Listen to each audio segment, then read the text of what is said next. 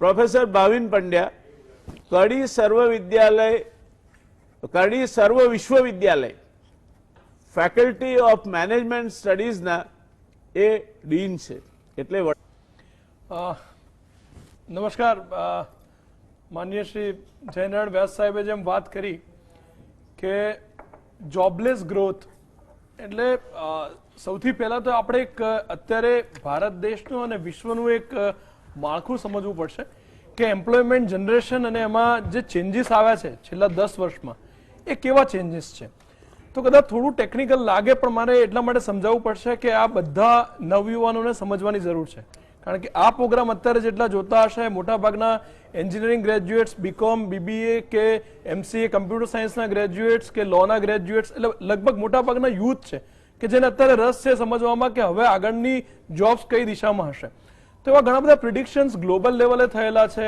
ઇન્ડિયામાં પણ વીબોક્સ કરીને એક સર્વે થયો છે, આંધ્રપ્રદેશ સ્ટેટ ડેવલપમેન્ટ કોર્પોરેશન્સના સર્વે છે, ઘણા બધા સર્વે છે.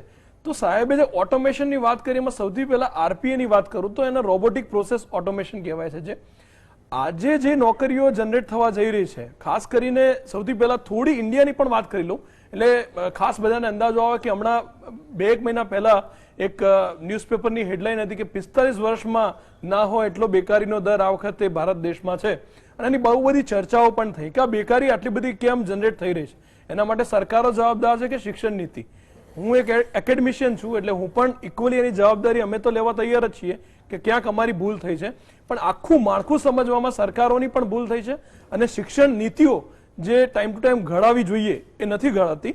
અને ખાસ કરીને અત્યારે આપણે ગુજરાતમાં બેઠા છે તો ગુજરાતની તો ખાસ વાત કરી લઉં કે કોઈ પણ વ્યવસાય પેરામીટર્સ હોય, સેલ્ફ ડિટર્મિનેશન હોય, લર્નિંગ હોય, એડેપ્ટેબિલિટી હોય, કમ્યુનિકેશન સ્કિલ હોય, ઇન્ટરપર્સનલ સ્કિલ હોય, ડોમેન સ્કિલ હોય કે સોફ્ટ સ્કિલ હોય, આ બધામાં જો ગ્લોબલ એજન્સીસ અને ઇન્ડિયન એજન્સીસે બધા સર્વે કર્યા એમાં ટોપ 10 સ્ટેટ્સમાં ગુજરાતમાં ખાલી સેલ્ફ ડિટર્મિનેશનમાં એક 6થો નંબર એક ક્રાઇટેરિયામાં એકનો આવે છે. બાકી કોઈ જગ્યાએ લગભગ આપણા ગુજરાતના સ્ટુડન્ટ્સ કે ગુજરાતની એમ્પ્લોયબિલિટી કોઈ જગ્યાએ દેખાતી નથી.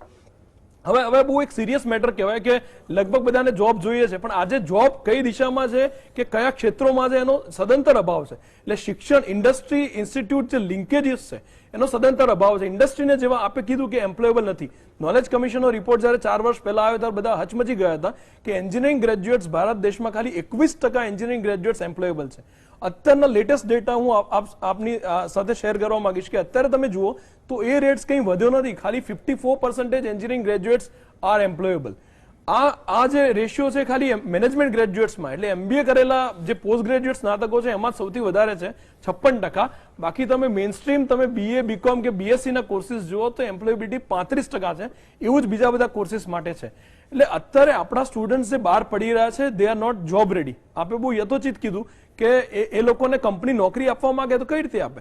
કારણ કે છેલ્લા 10 વર્ષમાં આપણે બદલાતા પ્રવાહો સમજવામાં સદંતર નિષ્ફળ ગયા છે. આઈટીની જે ટ્રેન હતી એ પકડવામાં ગુજરાત પણ મિસ થયું છે અને કદાચ ઇન્ડિયા પણ એટલું બધું નથી કરી શક્યું. શું થયું છે તો બ્રેન ડ્રેન થયું. આપણા એના એન્જિનિયર્સ અમેરિકા જાય, કેનેડા જાય, લંડન જાય, ત્યાં નોકરી કરે પ્રાઉડ ફીલ કરે કે હું તો કમ્પ્યુટર એન્જિનિયરિંગ કર્યું, મેં હું અત્યારે અમેરિકામાં કે કેનેડામાં છું. સાહેબ એ વાત અત્યારે આપણે એક્સેપ્ટ કરવી પડે કે અમેરિકા, કેનેડામાં જઈને આપણો કમ્પ્યુટર એન્જિનિયરનો સ્ટુડન્ટ ખાલી કોડિંગ કરે છે. સર કોડિંગ કરે એટલે સિમ્પલી આપણી ભાષામાં કહેવાય તો એ ખાલી ત્યાં મજૂરી કરે છે. જો કમ્પ્યુટરના ક્ષેત્રની વાત કરું તો embedded system, VLSI, operating systems, artificial intelligence, machine learning, big data analytics જેવા ફિલ્ડ કે જેમાં વિપુલ નોકરીની તકો અને એક ફેટ ચેક્સ એટલે સારી સેલરીઝ મળતી હોય એ બધા ફિલ્ડમાં આજે અમેરિકા, કેનેડા કે યુકે આપણા દેશના જે વિદ્યાર્થીઓ છે એન્ટર નથી થવા દેતા. નો ડાઉટ આપણે ઘણા પ્રાઉડ લઈએ કે કોઈ બી ઇન્ટેલ કંપની હોય તો વિનોદ ધામને યાદ કરીએ કે એને ચીપ બનાવી, કે સંજય તલરેગા માઇક્રોસોફ્ટમાં ટેસ્ટિંગ ડિરેક્ટર હતા, કે ફેસબુકની જે માર્કેટિંગ હેડ ઇન્ડિયન છે, એ બધા આપણે ખાલી પ્રાઉડ લઈએ છીએ, પણ એ અત્યારે ખરેખર જોવા જઈએ તો ભારત દેશમાં નથી.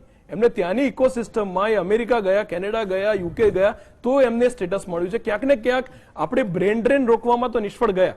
પછી આપણે એ કમ્પ્યુટરની વાત કરીએ તો આ બધા ક્ષેત્રોમાં જોવા જઈએ તો આપણા હજી પ્રોફેશનલોનો બહુ અભાવ છે.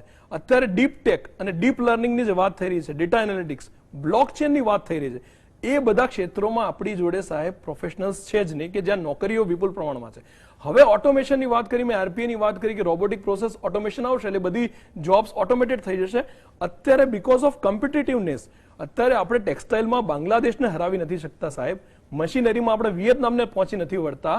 જ્યારે જાપાનની કે વિદેશની કંપનીઓ ચાઇનામાંથી વિડ્રો થાય તો ઇથોપિયાને એક સેન્ટર તરીકે જોવે છે.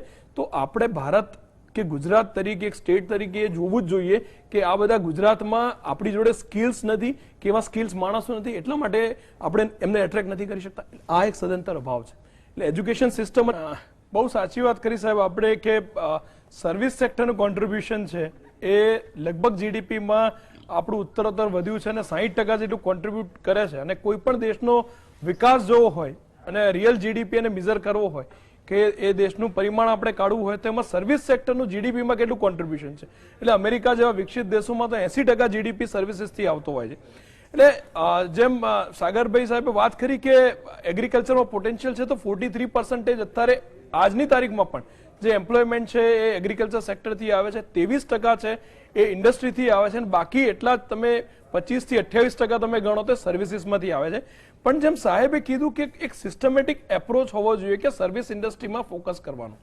છેલ્લા 10 વર્ષમાં લગભગ જે બીએસસી કે એનએસસી જેવી સંસ્થાઓ છે આપણી દેશની, Bombay stock exchange, national stock exchange, એમને છેલ્લા 5 વર્ષમાં પ્રોગ્રામો તો શરૂ કર્યા છે પણ જે આપણે હજી સુધી નથી કરી શક્યા ઇન્ક્લુઝિવ ફિનાન્સ અને જે છોકરાને ધોરણ 8, 9 કે 10 થી બેંકમાં વ્યવહાર કરતા આવડવું જોઈએ. આજે લગભગ ગ્રેજ્યુએટ કે પોસ્ટ ગ્રેજ્યુએટ છોકરાઓને સ્લીપ ભરતા નથી આવડતી એવી પરિસ્થિતિ થઈ છે. તો ફાઇનાન્સના કોઈ પણ આજે સર્વિસ સેક્ટરમાં ટુરિઝમ આવે છે, ટ્રાવેલ આવે છે, કમ્યુનિકેશન આવે છે અને સર્વિસીસને લગતા કેટલા બધા આજે તમે એક્સ્ટ્રા એપ્સ જુઓ તો એપ્સ પણ એક સર્વિસનો જ ભાગ છે. આજે જે એપ્લિકેશનથી ધંધો થાય છે અને એ ધંધો મિલિયન્સ અને બિલિયન્સમાં છે.